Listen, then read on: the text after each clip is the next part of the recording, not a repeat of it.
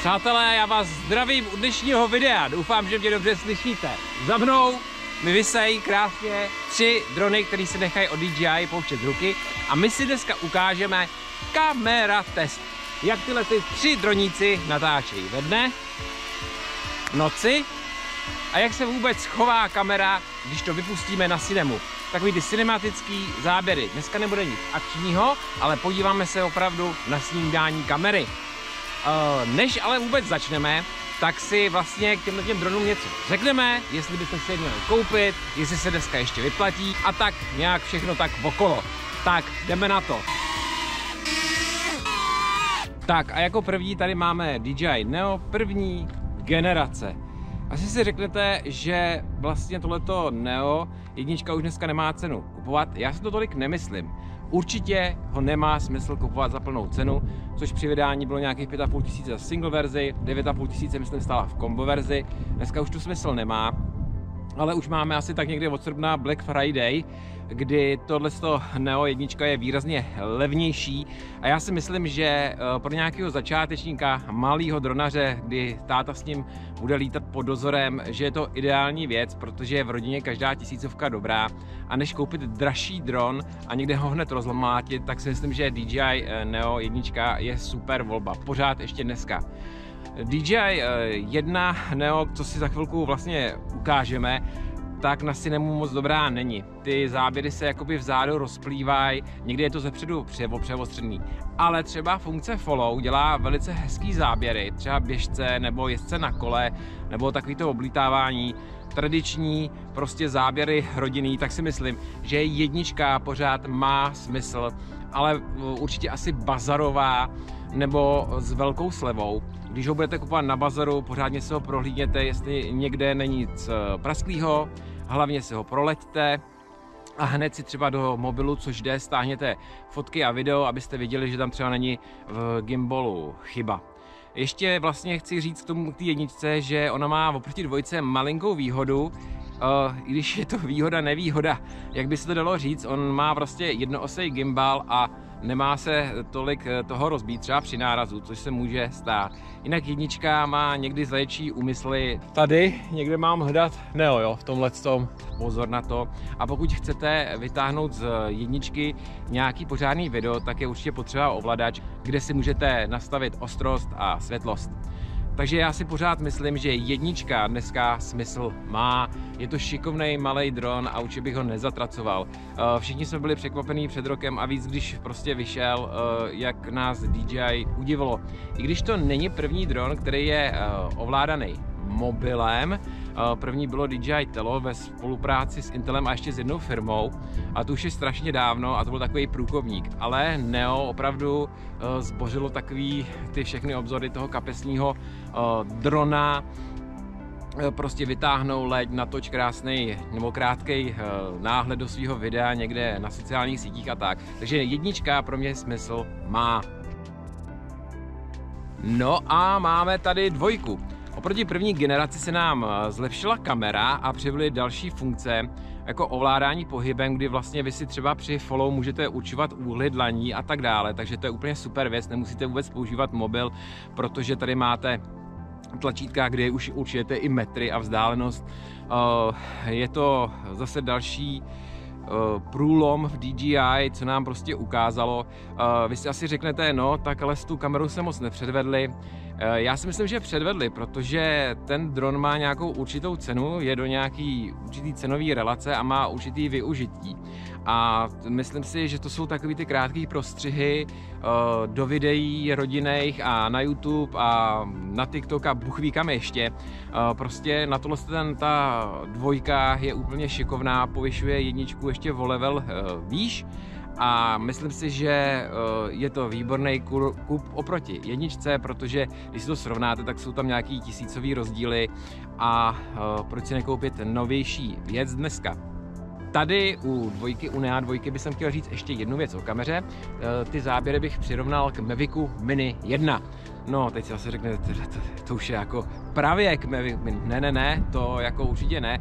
Tady můžete vidět záběry jak Mavic Mini 1 natáčí, tohle je třeba rovná s Kingdom Come Deliverance, ty záběry opravdu byl hezký, ten dron.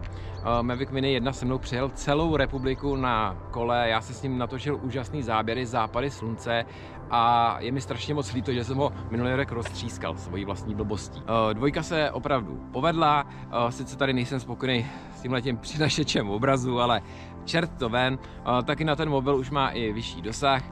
Říká se, že když chcete lítat přes mobil, tak si máte vypnout, nebo respektive zapnout režim letadlo, spárovat dron, nechat zapnutou Wi-Fi a potom vypnout Bluetooth a zkusit větší dolet. Já jsem to neskoušel, někdo udělal až 400 metrů, já to tak nějak nepotřebuju, protože pro mě má Neo 2 smysl ten, že tam je cycling mode a to je úplně ideální na kolo. Pro mě je ta kamera výborná v follow módu, opravdu to dělá moc hezký snímky.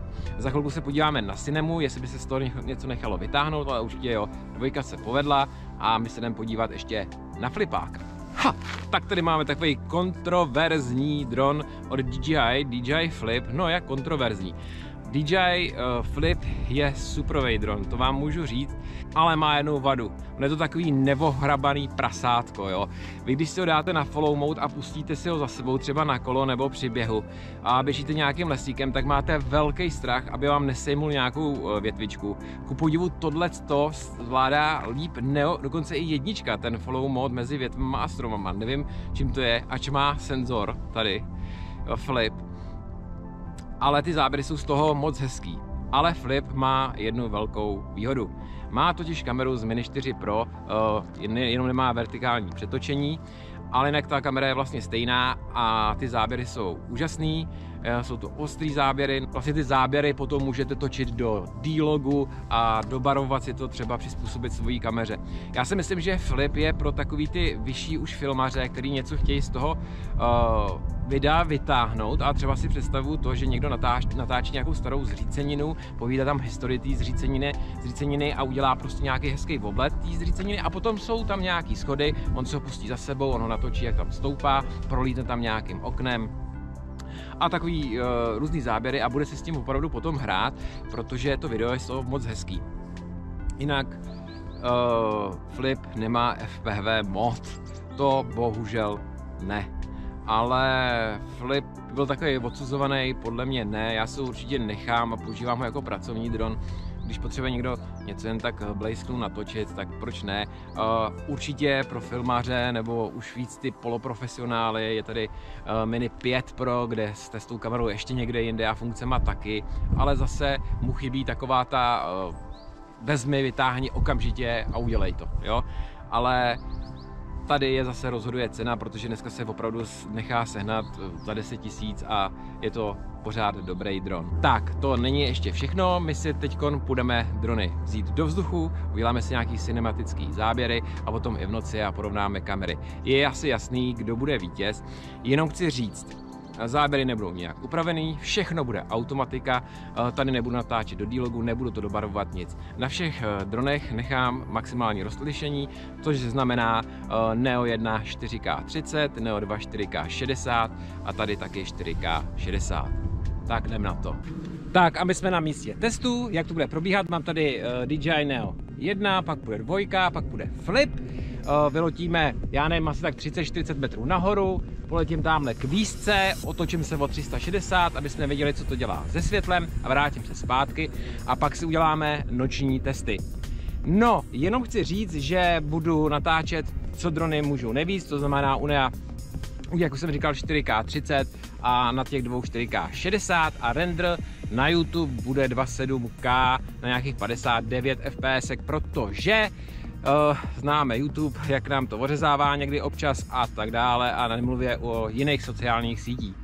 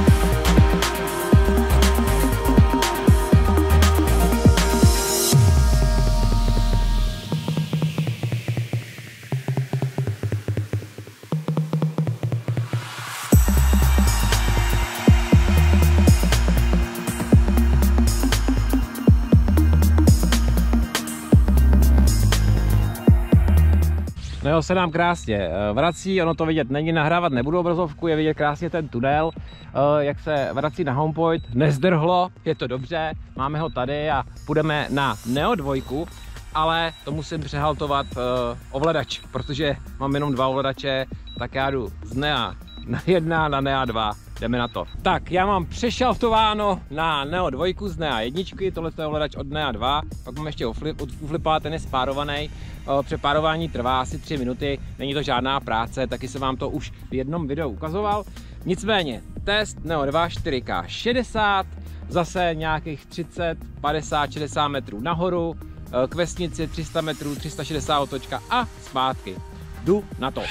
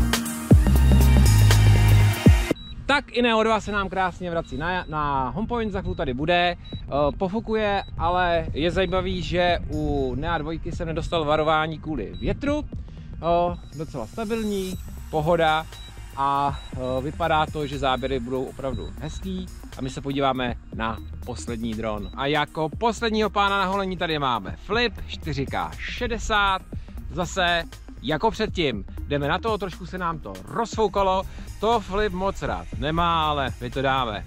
Tak jdem na to.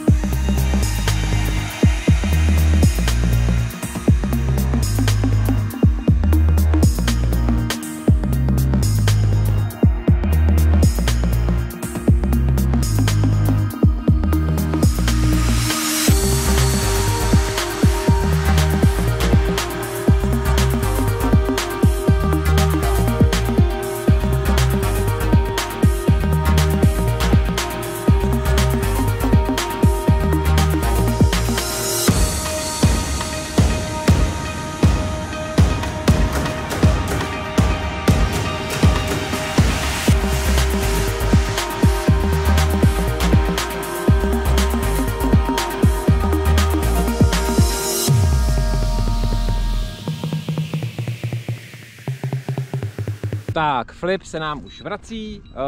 Je zajímavý, že jsem dostal varování kvůli větru, možná to nastane.